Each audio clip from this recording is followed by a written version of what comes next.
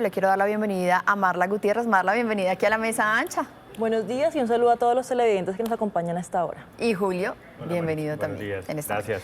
Miren, vamos a hablar de cuál es el camino de los acuerdos en medio de esta reforma laboral, un trabajo en el Congreso que está atravesado por todas las emociones que genera pues, el tema de Miguel Uribe Turbay. Ayer en medio de este último parte médico que generó muchísima incertidumbre, varios congresistas, no solo del Centro Democrático, sino de otros partidos, se pararon para decir, oigan, en este momento pues nuestra solidaridad tiene que estar en otro lado. Eso por supuesto ha generado que la discusión se retrase un poco, pero en medio de todo esto, incluso después de que fue esta reunión en la curia arzobispal con el presidente de la República, los presidentes de las altas cortes y otros representantes de los poderes en el país, pues el presidente de la República pone este trino, que creo que es el trino de la discordia y que quisiera que arrancáramos por ahí. Dice, un acuerdo sobre la reforma laboral con el Senado se da sobre la base de no retroceder en consenso alcanzado en la Cámara de Representantes. Al Senado le solicitamos es avanzar más progresivamente de lo aprobado en Cámara, no retroceder sobre lo alcanzado en Cámara. Entonces, ¿el consenso se da sobre la base de qué? ¿De aprobar lo que quiere el presidente de la República o de que cada uno cede? Marla. Es importante entender que en un acuerdo y en un consenso todos ceden. Y en este caso estamos viendo que hay cierta resistencia de parte del presidente de la República. Vamos a ver qué pasa hoy y vamos a ver qué pasa el viernes, que finalmente es el último día que tienen para aprobar esta conciliación del texto que saldrá aprobado en Senado, pues probablemente hoy a las 8 de la mañana que se debate. Según lo que se ha dicho, por ejemplo, la senadora Angélica Lozano mencionó que faltan 12 artículos y de los 12, en 9 no hay consenso. Entonces, al parecer, solamente en 3 van a haber consenso y en el resto ellos dicen que se irán a voto limpio. ¿Qué significa? Que pues, van a decidir las mayorías en el Congreso.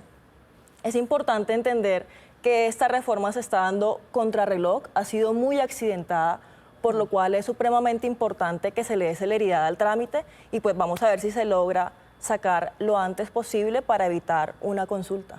Claro, ahora podemos sacar esos 12 artículos que quedan hoy. El tema es, con esta apuesta del gobierno nacional, ¿en qué va a quedar la conciliación? Porque casi que parece que el gobierno pues, no estaría de acuerdo con una conciliación si es el texto del Senado, Julio.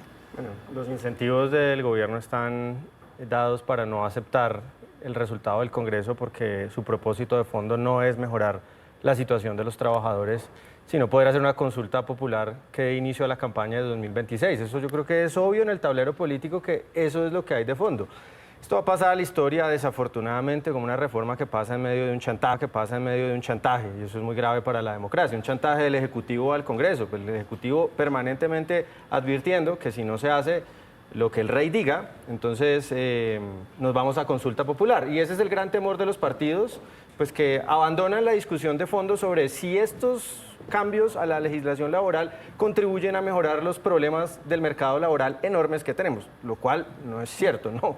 Lo que hace es empeorar los problemas del mercado laboral que tenemos. Por ejemplo, uno de los artículos que está en discusión, el asunto de los aprendices, aparentemente es avanzar en favor de los derechos de los aprendices, y digo aparentemente porque lo que va a hacer la regulación al encarecer la contratación de aprendices es cerrarle las puertas, una puerta muy importante de acceso al mercado laboral a los jóvenes que vienen de aprendices del SENA o de otras instituciones técnicas, ¿no? Recarga los costos de contratar aprendices de manera desmedida. Claro que es obligatorio, ¿no? Una empresa no tiene la posibilidad de decir no los voy a contratar y si no los contrata tiene que pagarlos en impuestos. Los puedes monetizar, ¿no? Los puedes monetizar, por lo cual se convertiría en un impuesto y en muchos casos va a ser más razonable en términos de costos. Empresas que no, para las quienes no tiene sentido tener aprendices, por ejemplo, ni mucho menos dotarlos de toda la protección de los convenios colectivos, va a ser más razonable monetizarlos, entonces terminas perjudicando a los jóvenes que supuestamente quieres beneficiar. Y así, digamos, es toda la lógica de esta reforma que viene marcada por el asunto de la guerra de clases, ¿no? De la guerra supuesta guerra planteada entre empresas y trabajadores, sí, como si fueran enemigos. En esa lógica el país no avanza y los trabajadores ni las empresas avanzan. Miren, ya en este punto, 17 de junio, lo decía Marla, estamos contra reloj, estamos contra el tiempo, nos quedan solamente 3 días. Uno ya podría empezar a plantear esto. ¿Qué pasa si no pasa la reforma laboral? Aquí se le abriría paso entonces a la consulta popular, a la que tiene en este momento el gobierno nacional en la registraduría, o a esas otras 2 que se votarían más adelante en esas plenarias, o sería, digamos, ceder al chantaje en los términos en los que lo puso Julio, Marla y Julio.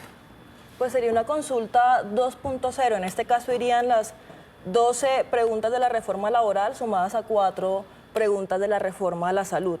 Estaríamos abriéndole paso al gobierno para que el pueblo decida sobre ciertos puntos que ellos están proponiendo. Sin embargo, hay que recordar que todos los derechos tienen costo. Y en este caso sería una consulta muy costosa para el bolsillo de los colombianos, que se debe ponderar, y pues la forma más expedita, rápida y económica para sacar estos derechos a flote y estas reformas pues es por el Congreso. Entonces esperemos que todo salga muy bien y que el Congreso avance. Julio. Pues en esta mesa de póker tenemos dos jugadores, uno con miedo y otro muy decidido, ¿no? Uno que son los sectores de oposición o los sectores independientes al gobierno de Gustavo Petro, que están muy temerosos, que están intentando apaciguar al gobierno para que no dé el salto autoritario, porque ese es el gran temor de todos los sectores políticos. Evitemos que el presidente dé un golpe en la mesa y haga una consulta que todos los expertos jurídicos dicen que es inconstitucional, que no sigue los cauces legales.